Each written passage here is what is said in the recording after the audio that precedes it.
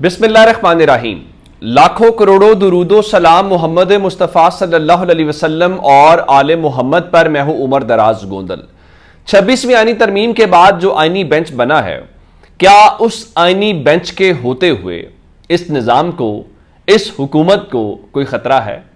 यानी किसी ने कहा कि जिस तरह से 26वीं आईनी तरमीम के नतीजे के अंदर जुडिशल कमीशन जो जजेस की तैनातियां करता है, या जो आईनी बेंच में लोगों को शामिल करता है जजेस को, और बाकी सारे मामलात को देखता है, उसको किसी ने कहा कि उसको चीफ जस्टिस पाकिस्तान नहीं चलाते, उसको आजम नजीर तारड़ चलाते हैं। और अब उस बारे में हमने ये देखा कि आज सारा दिन आईनी बेंच ने बैठकर जो मखसूस नशिस्तों वाला मामला है उसका अमली तौर पे आज मक्कू ठप दिया गया है।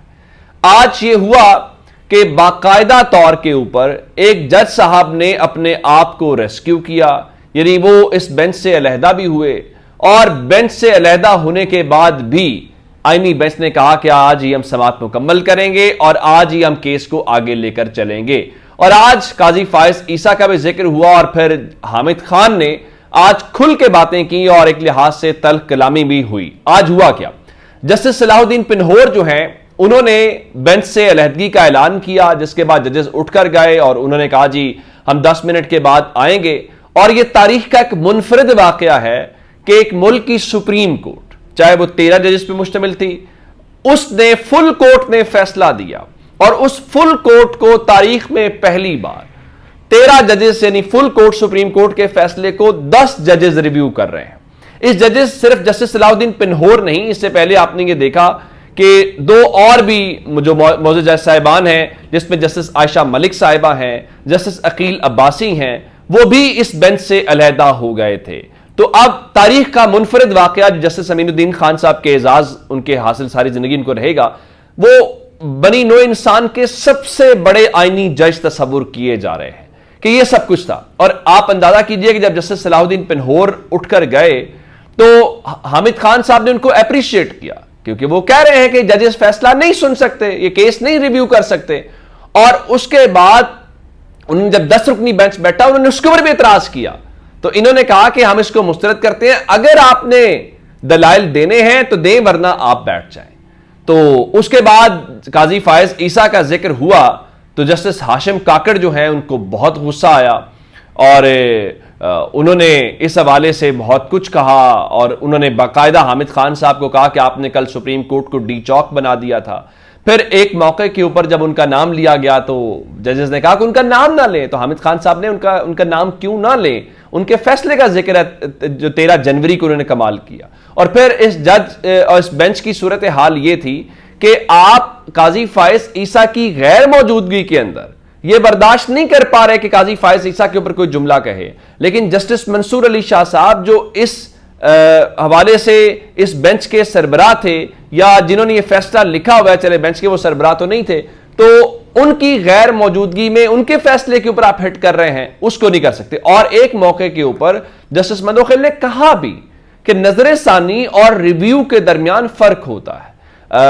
नजर सानी के अंदर जो है वो उनका अपील और रिव्यू के अंदर फर्क होता है। अपील में फैसले को पलटा जा सकता है, रिव्यू में मैं अपना फैसला तो ठीक कर सकता हूं अगर मुझे लगे मेरा कोई गलती थी या कोई नया फैक्ट आ गया, कोई नई चीज आ गई जो पहले मेरे नॉलेज में नहीं थी, लेकिन मैं साथी जजेस के फैसले को बदल नहीं सकता।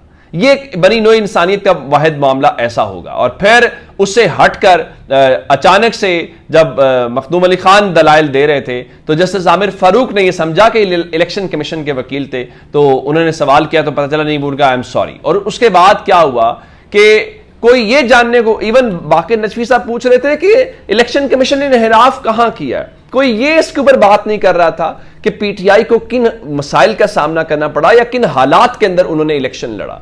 तो मेरे ख्याल से सीटें देने के हवाले से एक मौके के ऊपर जस्टिस अमीनुद्दीन खान ने कहा कि अगर सीटें खवातीन की नशिस्तें हैं तो मर्दों को नहीं दी जा रही ना, वो पीटीआई की अगर नहीं दी जा रही तो वो नून लीग और बाकी खवातीन को दी जा रही हैं। ये है जूरिस्प्रूडेंस, ये है इन हालात में हम चल रहे हैं। और मैं आपको एक बात बताऊं कि असल में ये सबको पता है, फैसला जरा जब मक्कू ठपने की मैं बात कर रहा हूं कि उन्होंने कहा कि हम आज ही फैसला सुनाएंगे, तो वो फैसला भी मैटर नहीं कर रहा था। भला क्यों? इसलिए कि उनके बहुत सारे लोग आज ट्वीट्स करके भी बता रहे थे, और 17 समातें ہونے سے پہلے دن سے پتا تھا کہ یہ 26ویں آئینی ترمیم کیوں ہوئی ہے, یہ آئینی بینچ کیوں بنا ہے. جب تک یہ سب کچھ نہیں ہو سکا اس کیس کو تو سماعت کے لیے مقرر نہیں کیا گیا. یہی تو کل حامد خان صاحب نے بینچ کے سامنے کہا. اور آج ان کے جو راوی کے نام سے مشہور حسن ایوب خان ہے, آپ سب کو پتا ہے کہ وہ کس کی زبان بولتے ہیں, کس کی خبر لے کے آتے ہیں, تو انہوں نے کہا جی ایک مخصوص نشست بھی تحریک انصاف اور سنی اتحاد کونسل کو نہیں ملے گی, اور سپریم کورٹ الیکشن کمیشن کی نظر ثانی درخواست ضرور منظور کرے گی, کیونکہ مخصوص نشستوں سے متعلق سپریم کورٹ کا پہلا فیصلہ آئین پاکستان سے متصادم ہونے کی وجہ ردی ہے. یعنی اندازہ کیجئے کہ یہ پہلا معاملہ تاریخ کے اندر ہوگا کہ عدالت سپریم کورٹ کوئی فیصلہ دے گی اور کوئی آئینی ادارہ, جو کہنے کو الیکشن کمیشن ہے, وہ اس فیصلے کے خلاف سپریم کورٹ گیا اور سپریم کورٹ اس کی اپیل کو منظور کر رہی ہے. یہ کیوں ہو رہا ہے پاکستان کے اندر؟ صرف عمران خان کو قابو کرنے کے لیے, اس سسٹم میں لوگوں کو بتانے کے لیے. لیکن چلیے, اگر آپ اس طریقے سے چیزوں کو حاصل کرنا چاہتے ہیں ضرور حاصل کر لیجئے. میرے خیال سے اس سے ملک کی کوئی خدمت ہوتی ہوئی دکھائی نہیں دے رہی. اب ایک بات ہو گئی ہے. دوسرا, جو D G I S P R ہیں انہوں نے گفتگو کی ہے بی بی سی کے ساتھ, فرج جاوید صاحبہ کے ساتھ, اور وہاں پر بہت ساری باتیں ہوئی ہیں. اس میں سے ایک سوال جو تھا وہ خاص کر عمران خان سے متعلق کوئی ڈائریکٹ یا انڈائریکٹ رابطوں سے متعلق تھا. تو D G I S P R نے عمران خان سے مذاکرات یا جو پس پردہ رابطے ہیں ان کی تردید کی ہے, اور انہوں نے یہ کہا ہے کہ فوج کو براہ مہربانی سیاست کے اندر ملوث نہ کیا جائے. پھر انہوں نے کہا کہ ہم سیاسی جماعتوں سے بات کرنے میں دلچسپی نہیں رکھتے, ہم پاکستان کی ریاست سے بات کرتے ہیں جو کہ آئین پاکستان کے تحت سیاسی جماعتوں سے مل کر بنی ہوتی ہے. جو بھی حکومت ہوتی ہے وہی اس وقت کی ریاست ہوتی ہے, اور فوج اس ریاست کے تحت کام کرتی ہے. تو ان کے مطابق یہ آپس میں انہوں نے کرنا ہے, اور ہم نے اس حوالے سے کوئی بات کسی سے نہیں کرنی. اور پھر انہوں نے بہت سارے حوالے دیے کہ یہ فوج ملکی نیشنل فوج کی ٹرم استعمال کرتے ہیں. انہوں نے کہا کہ میں نے, جب آپ بجلی کے بلوں کا معاملہ آتا ہے تو وہاں پر فوج جاتی ہے, جب پولیو کے قطرے پلانے ہوتے ہیں فوج جاتی ہیں. پھر انہوں نے بتایا کہ میں نے اپنی سروس کے دوران جو نہروں کی بھل صفائی ہے میں نے وہ بھی کیا ہے. پھر انہوں نے ایک اور بات کی کہ اپنے سیاسی مقاصد کے لیے فوج کے خلاف بہت سارے افواہیں اور جو مفروضے ہیں وہ پھیلائے جاتے ہیں. یہاں تک کہ افواہ ایک یہ بھی تھی کہ فوج اپنا کام نہیں کرتی اور وہ سیاست کے اندر ملوث ہے. تو ان مذاکرات کو لے کے یا باقی چیزوں کو انہوں نے اس کی تردید کی ہے, اور اس کے ساتھ یہ بھی واضح طور پہ کہہ دیا جی ہمارا وہ اس حوالے سے کوئی بات چیت ہو بھی نہیں رہی, اور ہم بات چیت کرنے میں کسی قسم کی جو دلچسپی ہے وہ بھی نہیں رکھتے. تو یہ اب تک کی اپڈیٹس ہیں. اپنا بہت سارا خیال رکھیے گا. خدا حافظ.